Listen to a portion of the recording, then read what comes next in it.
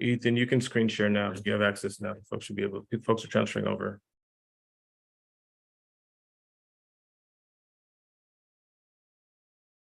Okay.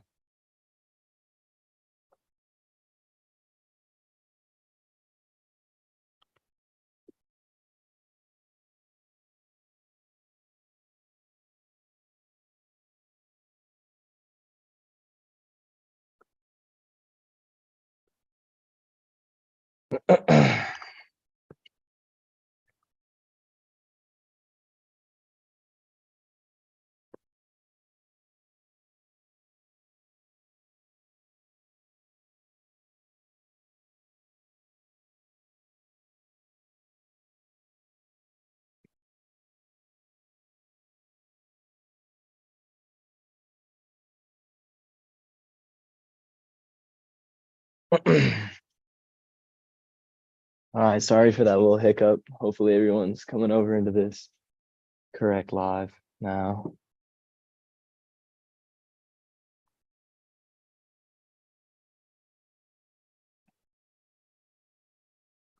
But if you're joining this live, please follow the QR link to check in. In order for your attendance to be counted, you both need to check in at the beginning of this using that QR code, which takes you to that link, and also check out at the end of the presentation.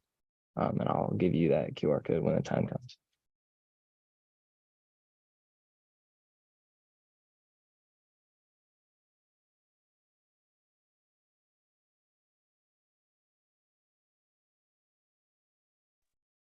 We're going to allot just a couple more minutes for people to shift over into this YouTube live before we get started. But we're going to be getting started here pretty soon. So.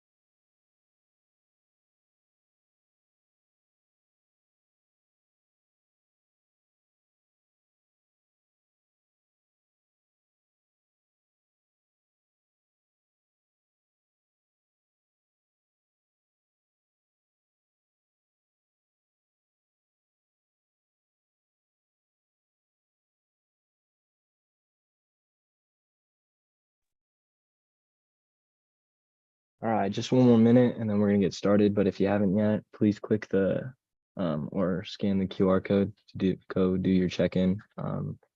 For attendance, we need both a check-in and a checkout. But I think we're gonna get started right about now. So today we have a special speaker for us. We have Dr. Drew DePatz. She's a clinical psychologist from the Susan Samueli Health Institute. I hope I pronounced all that correct. But anyways, I'm just gonna let her take the floor. We're gonna take a bunch of questions at the end. So once we get the YouTube live chat enabled, then you guys can post your questions in there and we will read them off to her towards the end of the presentation. But anyways, let's let her go now. Thank you. Great. Thank you, Ethan. And thank you everyone for having me and taking time out of your busy Friday to talk about mindfulness and the power of presence. And just to share a bit about where I work on campus. As Ethan said, I'm at the Susan Samueli Integrative Health Institute. Our building opened about a year ago, although we've been doing work there for quite many years, I think over 20 years, but we were off campus. Now we're on campus. This is the taller side of the building is our building, our side, and then the other side is a School of Nursing. So we have researchers there doing work on integrative health and a clinic on the second floor for the community with MDs, naturopathic doctors, acupuncturists. We do Tai Chi, mindfulness. We have a teaching kitchen. There's a lot of exciting things going on there. All right, so as we get into mindfulness, I think it's always helpful to sort of take a step back for a bit and just acknowledge these times that we are in. Life is stressful, it always has been, but these have truly been tumultuous times that we have been living in the past several years, with the pandemic, a country deeply divided, continued racism that we are witnessing, as well as many other isms, conflict in different parts of the world that affects many people very deeply. Inflation is something people have also been dealing with. And then all of this amidst a backdrop of climate change that's impacting everyone on the planet.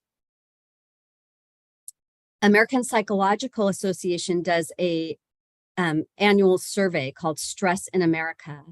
And just a few bits from their 2021 survey, I know that was a while ago, but they found that 67% of people were sleeping more or less than they wanted.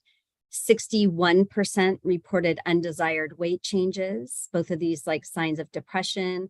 23% acknowledged drinking more alcohol. And, these kinds of behaviors are really sort of like a turning away and kind of distracting ourselves, self-medicating, if you will, where maybe suffering is here, but people might turn to food or their gadgets or substances to just sort of numb themselves or get away from those difficult feelings. The 2022 survey, which is the latest one that they have results for, has some other information on it, really indicators of a society in distress, showing that 70% of adults reported they do not think people in the government care about them, 64% feeling their rights are under attack, 45% do not feel protected by laws in the US, and many people considering moving to a different country or a different state. And sorry, I actually had to move. Oh, hold on. Yeah, I have to bail out of my presentation for a second, and I apologize.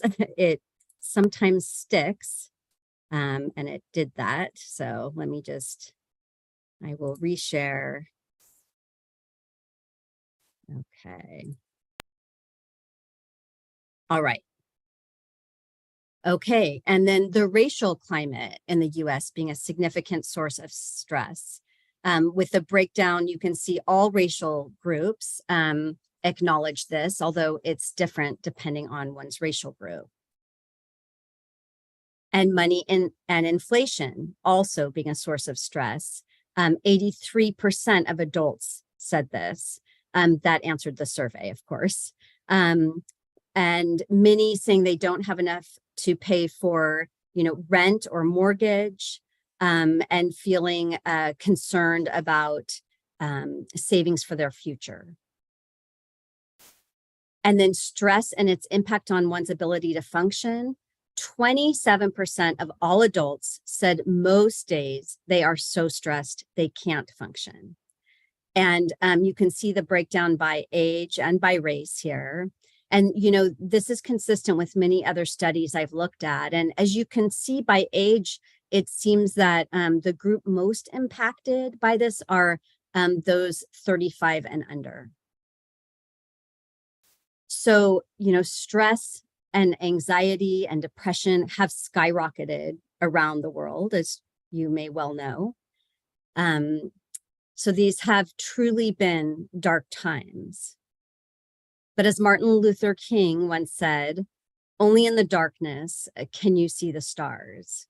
And, I think many people have been asking themselves, what are there bright lights in this? And, for me, I think, how do we help people kind of heal or cope with stress is a big focus of my work. And I noticed that the Centers for Disease Control and Prevention had mental health recommendations. They said, in addition to seeking mental health services when indicated, they recommend healthy eating, getting physical activity, getting the recommended amount of sleep, and practicing mindfulness. And these are my mental health and mindfulness are kind of my two areas. I'm a psychologist at the Samuel Institute, and I also oversee their mindfulness programs. And so, these are areas that mean so much to me, both personally and professionally. And I was surprised to see mindfulness on the CDC list.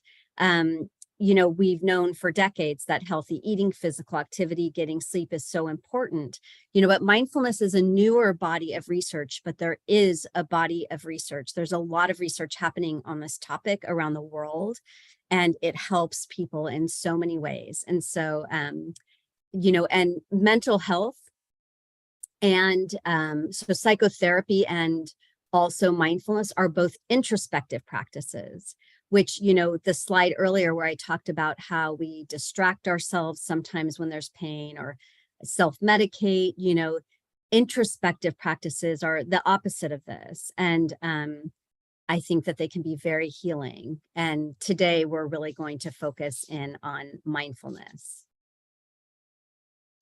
So mindfulness is an ancient practice. It has been practiced for thousands of years around the world. It's associated with many different cultures and religions. It began to be studied in the 1970s at University of Massachusetts Medical School. And John Kabat-Zinn was the first to do research on this. He had actually come there from MIT. He studied molecular biology at MIT. And outside of his studies, he was in a meditation group. And then when he went to UMass, he just felt that the people in his life who were the most resilient, even compared to the doctors and the other healthcare providers, the ones who were the most resilient were those who were practicing mindful meditation. And he really wanted to bring these practices to the masses. And that is truly what he has done. He developed a course called Mindfulness-Based Stress Reduction that is taught around the world. And he's written many books. This was his first called Full Catastrophe, or his first on this topic called Full Catastrophe Living, How to Cope with Stress, illness, pain and illness using mindfulness meditation. But he really speaks about how, full catastrophe isn't just when you're a patient in the hospital having chronic pain. We all face the full catastrophe just by virtue of being human, and the things that come our way. And especially as we have talked about what has been happening in our world, I'm sure we all have already faced full catastrophes and we will face more. And Mindfulness can be a really helpful way to meet life when it's going well and to meet life when it's hard. And here's John Kabat-Zinn speaking to his definition of mindfulness. My working definition of mindfulness is that it's the awareness that arises through paying attention on purpose in the present moment and non-judgmentally. So it's awareness, and the awareness is cultivated by paying attention. And in a particular way, on purpose, in other words, intentionally, in the present moment, which is the only moment we ever have to be alive in. And then, most challenging of all, non-judgmentally. And that means, of course, we have judgments about everything, but to not be caught in those judgments so that we color everything through our likes and dislikes. So that sounds pretty simple. Okay, paying attention, I can do that. But actually, when you start to pay attention to how much we pay attention, a lot of the time our minds are all over the place, and we have a very hard time sustaining attention. And our attention is not very vivid, and it's not very stable. And teachers go out of their minds screaming and yelling at their classes of students, pay attention, pay attention, pay attention. But nobody learns to pay attention by being screamed at to pay attention. So, but it's something that we can teach to people how to pay attention. And it's very, very powerful to learn how to sustain attention moment by moment by moment by moment by moment. Okay, so he's defining mindfulness as paying attention in a particular way, on purpose, in the present moment, and non-judgmentally. But what exactly should we be paying attention to? Well, there are many things we can pay attention to, and these are just a few. We can pay attention to our thoughts, to our body, our behavior, our emotions, and to cultivating a heart-centered existence. So let's start with thoughts. So here we have an image of two people walking toward 4 trees in a sun.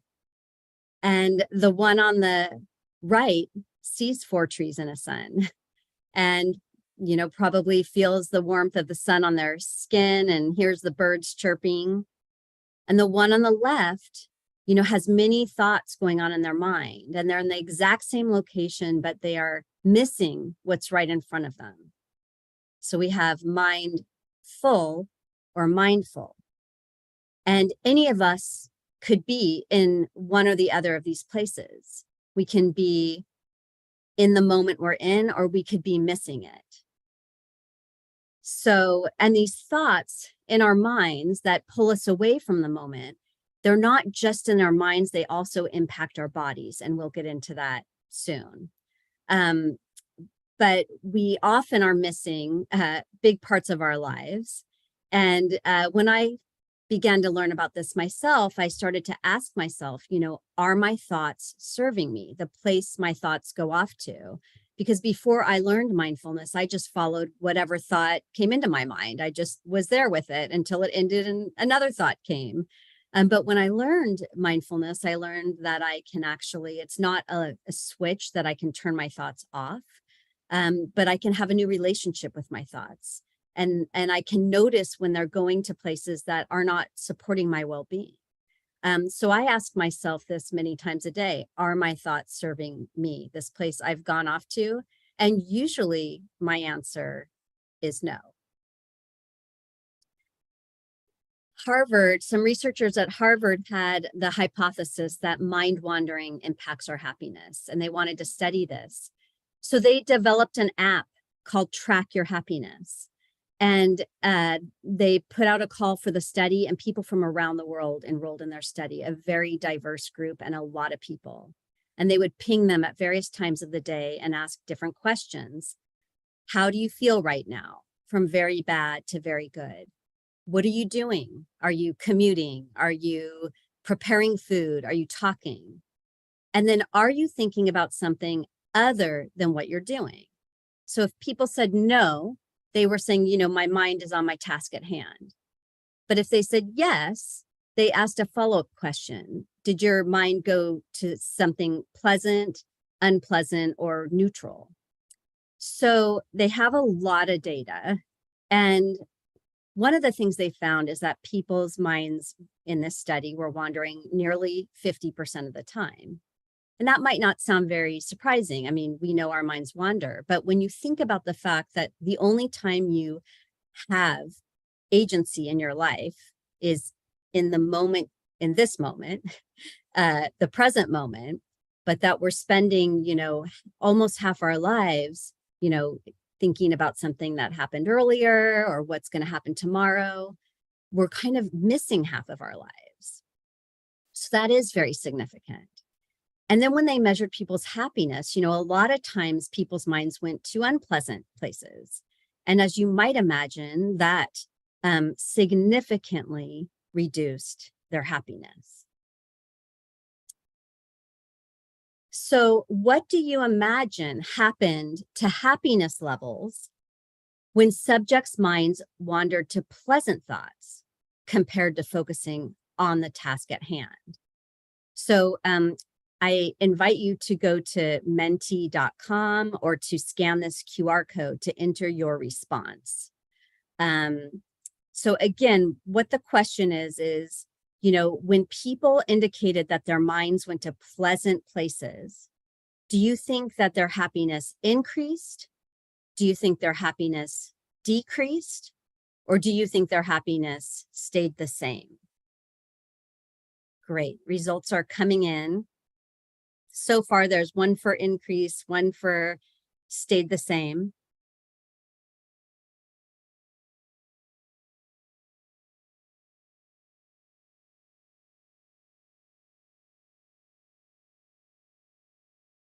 Great, looks like increases in the lead. Not to sway anyone's vote, be yourself if you think something different.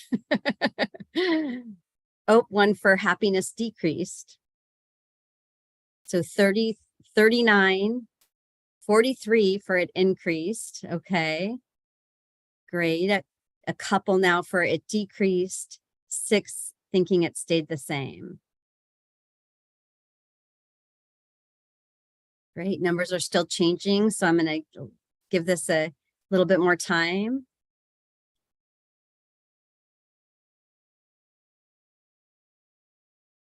Okay, wow. Numbers are still going to come in, but I will let you know that I think the most surprising results of this study was that even when subjects' minds wandered to pleasant thoughts, their happiness decreased. Very interesting, isn't it? Wherever and what these researchers wrote in their conclusions was mind wandering is part of being human, and it's not helping our happiness. In fact, they have a TED talk on this, and they say if mind wandering were a slot machine, we would never want to play, because wherever our minds go, it actually decreases our happiness. Okay, but how do we stay here? How do we stay in the moment if this is where we can find the most happiness? Well, one of the ways is through our body. And, imagine you're familiar with the stress response, the fight, flight, or freeze, right? This response that we have when there's stressors in our lives. And it's part of our survival, this stress response that we do respond to stressors. And it's all kicked off by the amygdala, by the way, in our brain. That is what's responding to a threat, which then has this cascading effect on our body, which, activates the nervous system, and, all of it releases cortisol, our stress hormones, and many things happening in our body. Maybe our heart might be pounding, our muscles tensing, getting ready to respond to a stress, which we very much need to do sometimes. But the thing is that we don't need to be responding to stressors. We need to respond to stressors when we're truly being threatened. But a lot of times what's threatening us is just our thoughts. Our thoughts are threatening us because we're thinking stressful thoughts. There's a professor at Stanford, Dr. Robert Sapolsky, who wrote Why Zebras Don't Get Ulcers, a book about how wild animals, and he goes to Africa with his students in his laboratory and studies the stress response in wild animals, which is very similar to human beings. But when the zebra is done being chased by the lion, when they've like made it out alive, their relaxation response sets in and they're grazing in the savannah. But we as human beings, our thoughts just keep going. We hold on to, I can't believe she said that to me, or, oh my gosh, he just cut me off. And we kind of hang on to it and we stay in the stress response, which isn't good for our bodies. But our bodies do not just need to be passive recipients of stress. We can actually tune into our bodies to help us cultivate mindfulness and well-being. And so I invite you to do this with me right now, if you like. You may be looking at the screen right now, and all of our bodies are here right now, but really our minds can be anywhere. So maybe you're thinking about something that happened before this talk, or maybe you're thinking about what you're going to do on the weekend. To align our minds with our bodies, one of the gateways to doing that is through our senses. So let's begin with our sense of sight. And so I invite you to turn away from the screen and just look in whatever space that you're in right now. Noticing maybe there's other people there. You might notice the furniture, the setting, colors, textures, lighting. And, mindfulness is doing so without judgment. So it's not thinking about like how you might change something. It's really just perceiving things as they are. And now I invite you to close your eyes and shift your attention to your sense of hearing. So noticing sounds nearby, possibly noticing sounds far away, maybe even noticing sounds within your own body. And now feeling your body, really noticing your body. Maybe you're sitting in a chair, and if so, noticing the points of contact that your body is making with your chair, those pressure points. You might feel your feet on the floor. Notice the placement of your hands. You might feel the air on your skin. Tune into any bodily sensations that you're feeling. And now bringing your attention to your breath. So there's no need to change your breath in any way, just noticing the natural rhythm and feeling the sensations of the air as you inhale through your nose or your mouth, and feeling the sensations as you exhale.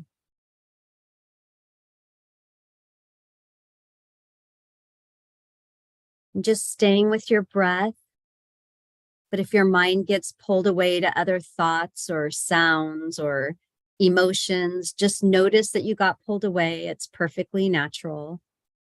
And then gently guide your attention back to your breath. And notice how you feel right now. And mindfulness isn't about forcing any particular feeling. It's about being where we are and knowing it.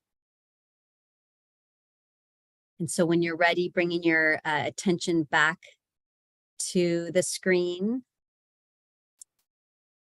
And we can also pay attention to our behavior.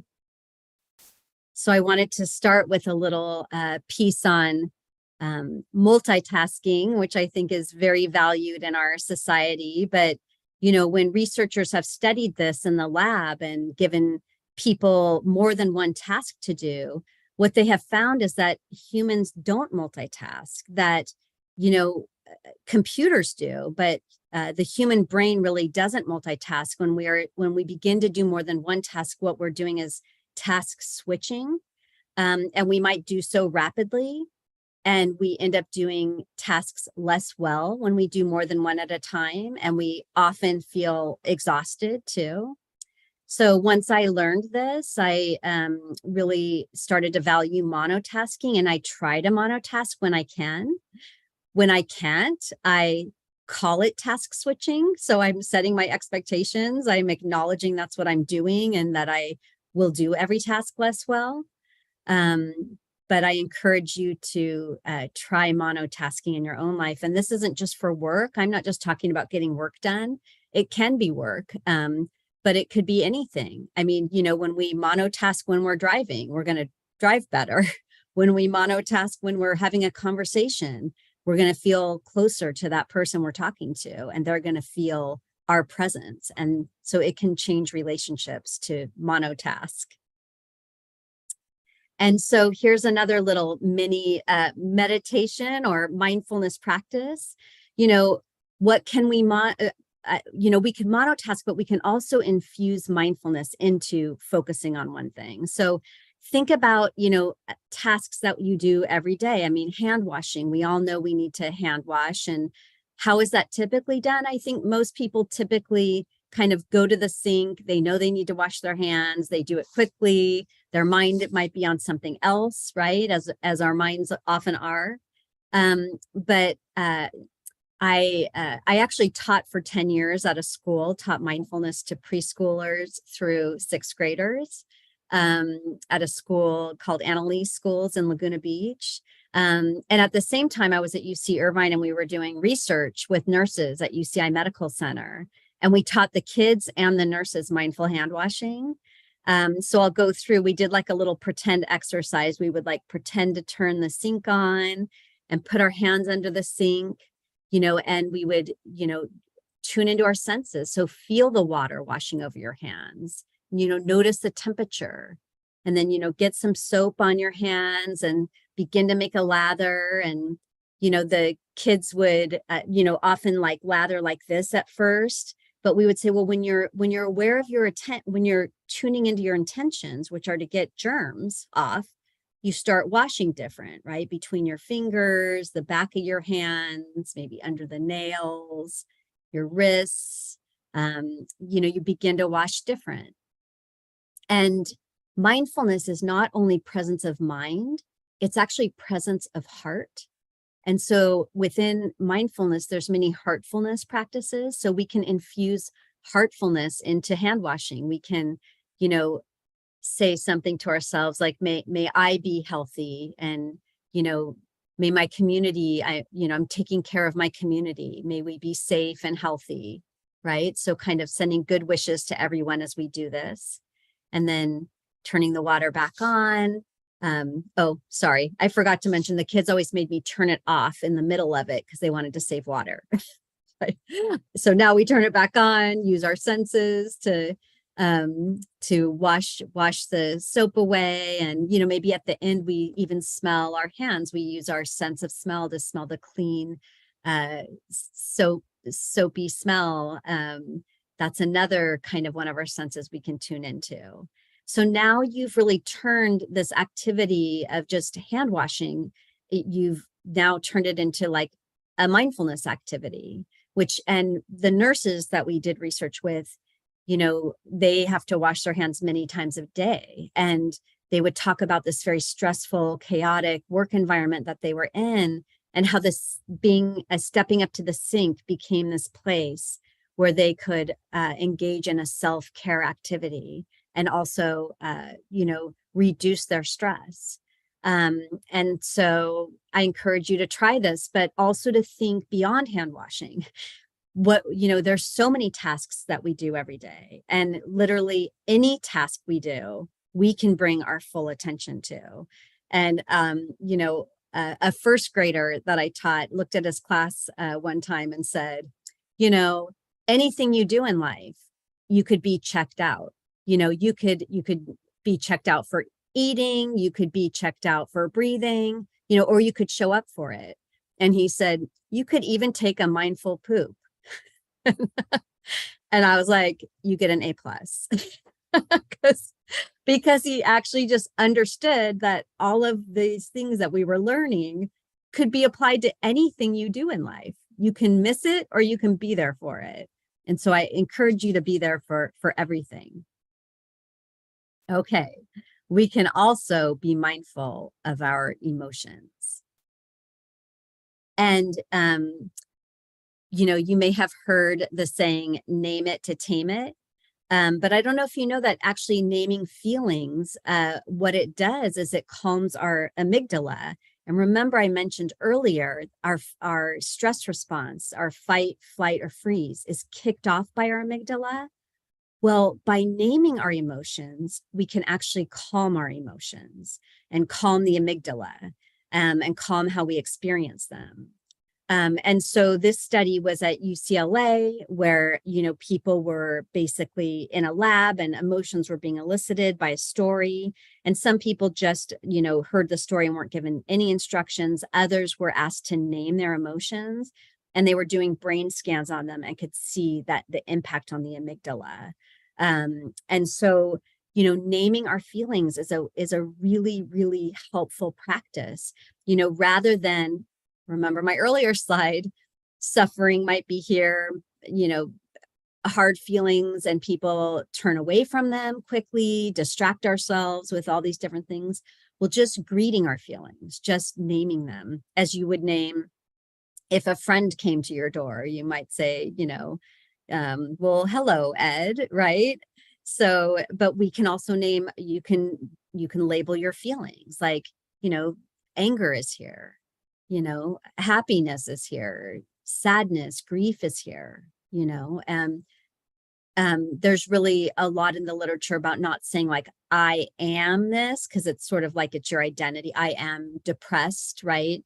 That's like taking it on like it's all of you. It might be more like, I feel this, or this is here, because it's really a temporary state. In a lot of elementary classrooms now, there's feeling charts. I don't know if any of you had these in your classroom, where teachers are trying to help children maybe get in touch with the language and how they're feeling. Mark Brackett, who's director of the Yale Center for Emotional Intelligence, has really taken this to the next level. He has a mood meter. And he actually, the x-axis is kind of more about energy, like high energy and low energy moods. And then the y-axis being more about pleasantness.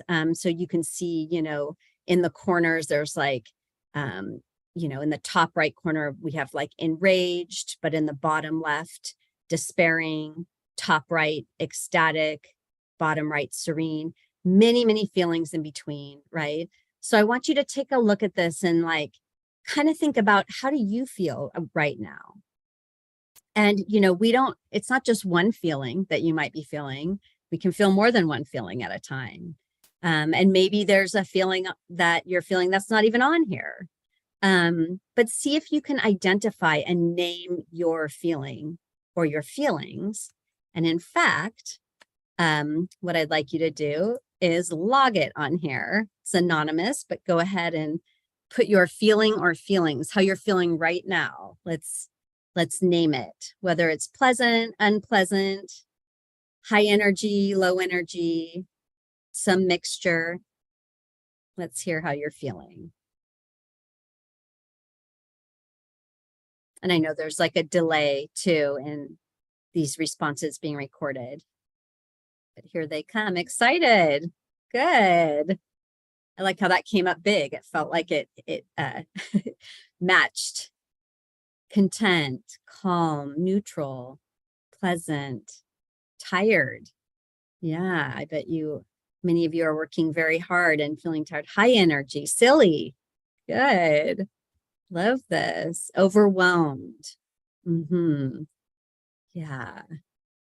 Trying to catch some. I love the word cloud, but I'm like trying to panicked, worrisome,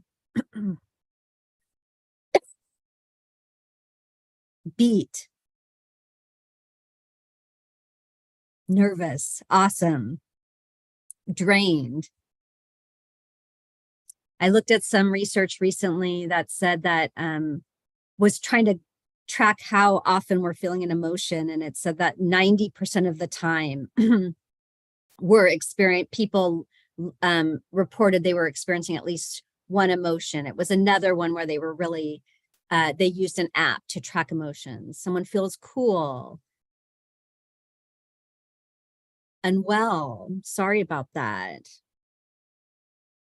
Numb.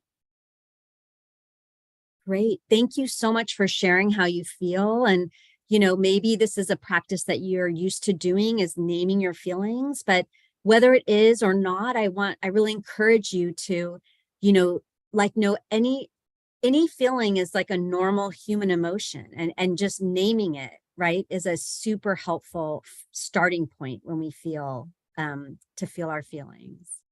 Okay. And then after we name it, we can also invite it in to our bodies, right? Like if, you know, if the emotion has appeared at our door, now we invite it in, just like we might invite a friend in, and we can just sit with it and be curious about it and notice the body sensations and how they show up for us. This is a really good way of connecting our mind and our body, because these emotions, they show up as sensations. And this is a study where they were looking at having people fill in silhouettes with colors that sort of indicated how different emotions, and it wasn't just these 5 emotions, it was many emotions. This is just a sample. They actually found a lot of consistency across cultures where, you know, in how people were depicting, you know, I think that some of the, you know, more pleasant feelings were like, they asked them to do like a lighter color and where was it happening in their bodies. But, you know, there's also differences. And so it's not important that you match any of these. It's really, the important thing is that we turn with curiosity to our own bodies and notice what's happening in there when we're feeling something.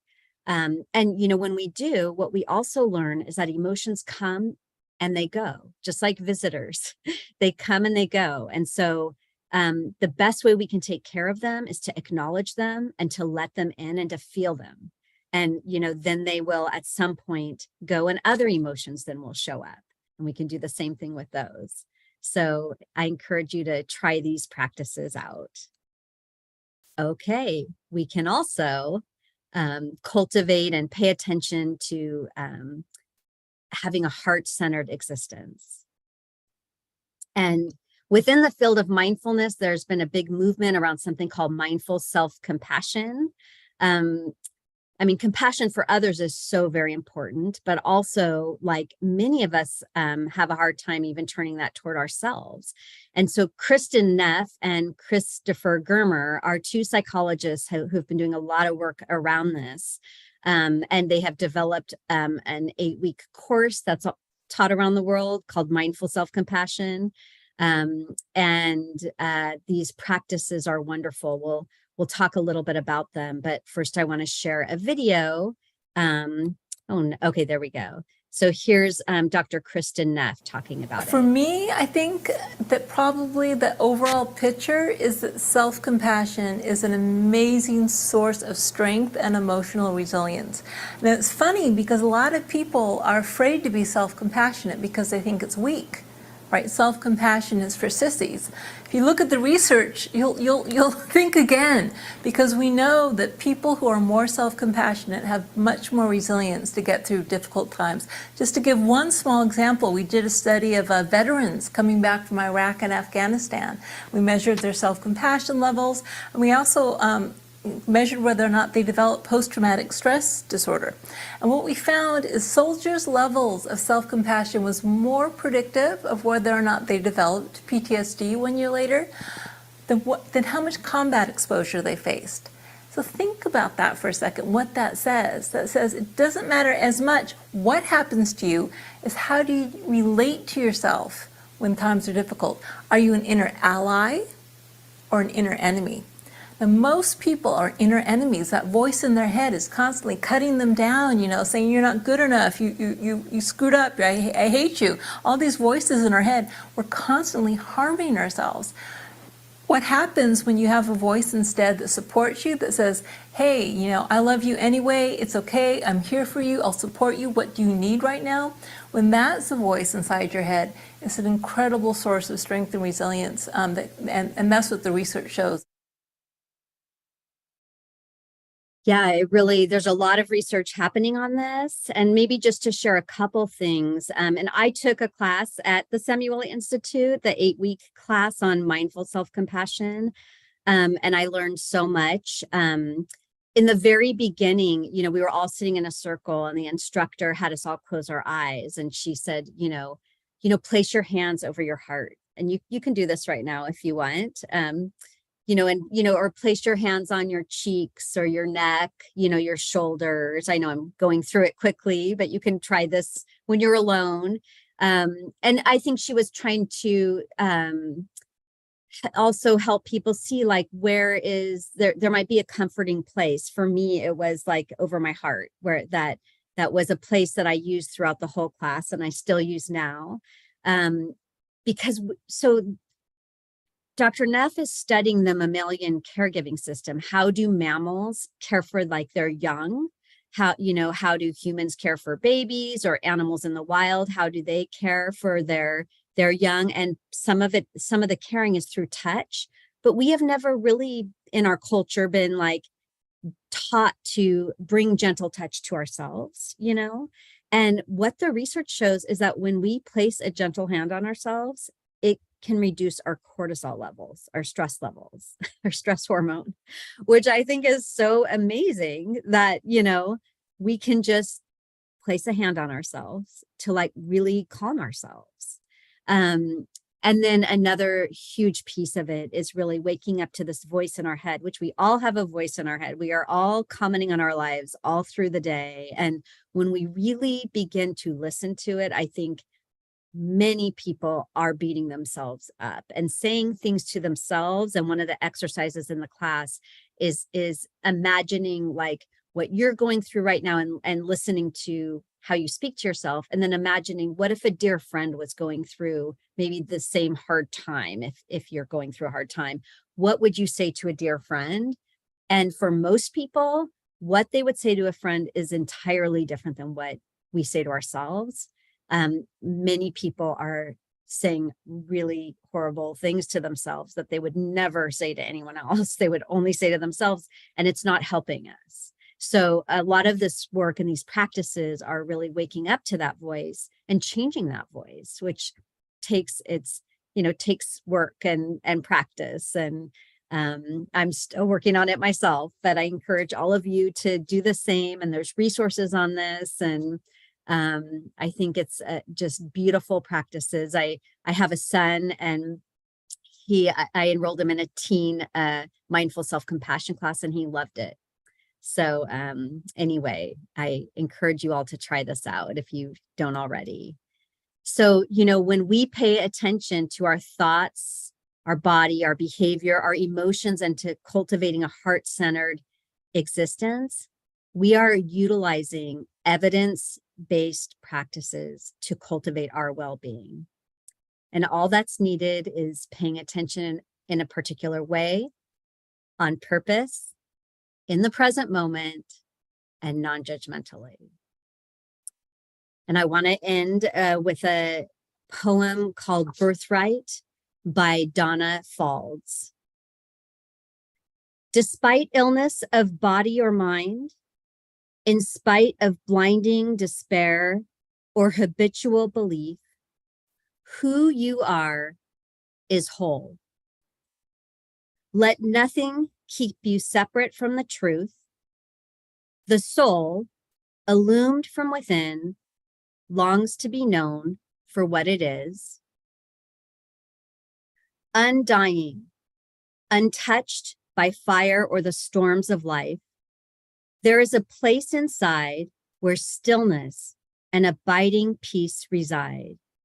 You can ride the breath to go there.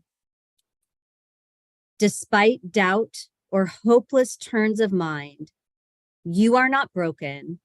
Spirit surrounds, embraces, fills you from the inside out. Release everything that isn't your true nature. What's left? The fullness, light, and shadow. Claim all that as your birthright.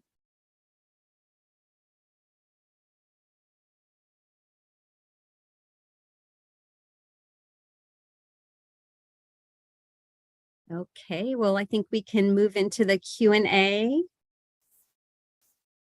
And I think what I'm going to do is actually ask Ethan to let me know, because I cannot see the questions on my end. But Ethan, if you can see them, that would be helpful if there are any questions.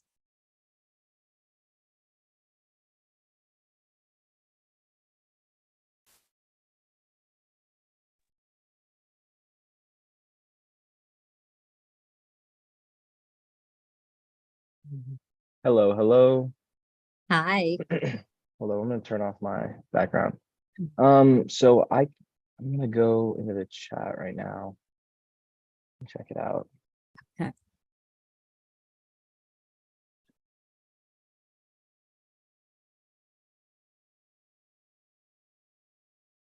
All right. So if you guys have any questions, please throw it in the chat now, and then we're gonna read them off.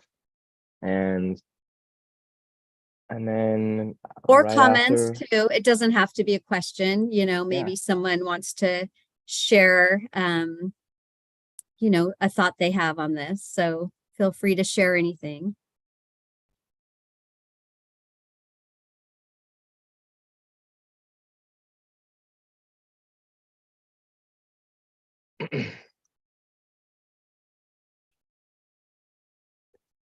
throw one or two things in the chat right now, and then wait, it's delayed. I think you're yeah, I think you're still going in the YouTube live right now. Okay.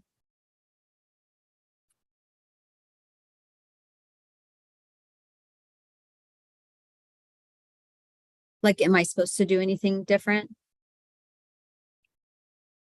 Yeah, we'll just wait a second, and then Okay. right Okay. after we get a couple questions, then we'll open up the checkout process and let everybody sneak out of here. Sounds Problem good. is I think it's delayed by like a minute almost. So Okay, no problem. Yeah. Or maybe there's no questions. maybe, but I'm watching the live right now, and it seems like it's just delayed. Mhm.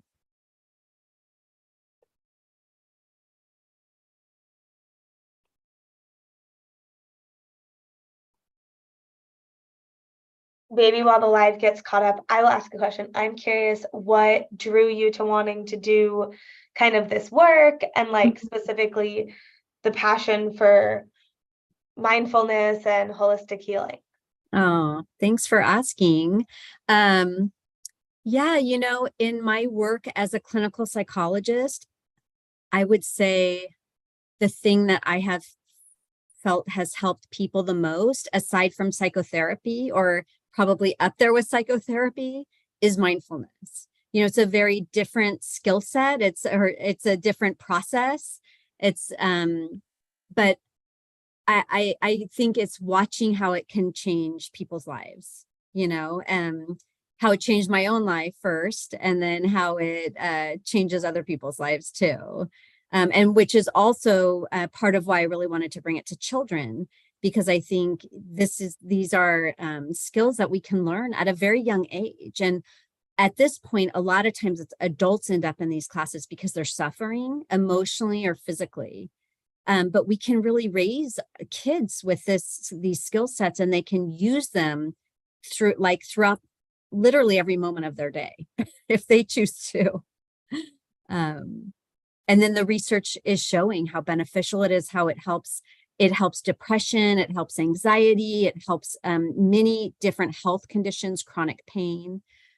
So it's helping so many things. So I love getting it out to people.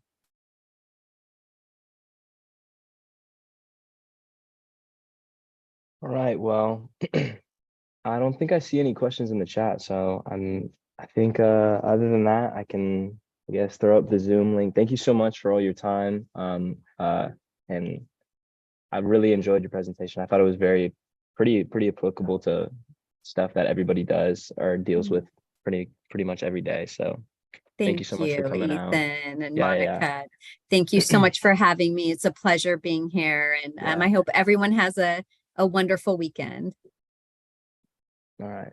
Thank you. And then for everybody in the live, I just put up the QR code for the checkout link.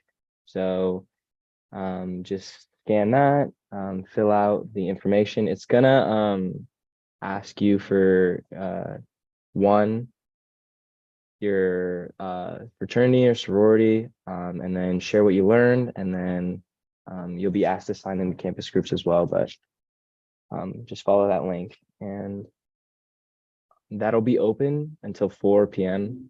And then once that's closed, then you've lost your opportunity to gain attendance. So be sure to fill that out now so you don't forget.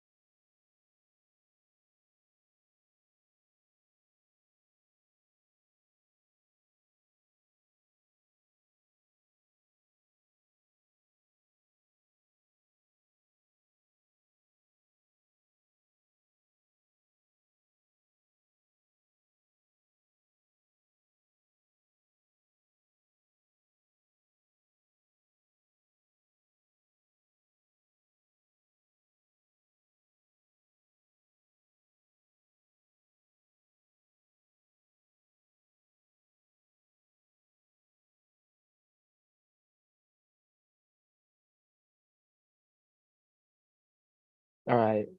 If you haven't gotten the QR code yet, maybe take a picture of it or do something along that line, along those lines. But I think we'll close the Zoom here in a couple minutes. So thank you guys for attending. And I hope you guys learned a little something to take forward into the rest of this school year, and hopefully the rest of your lives.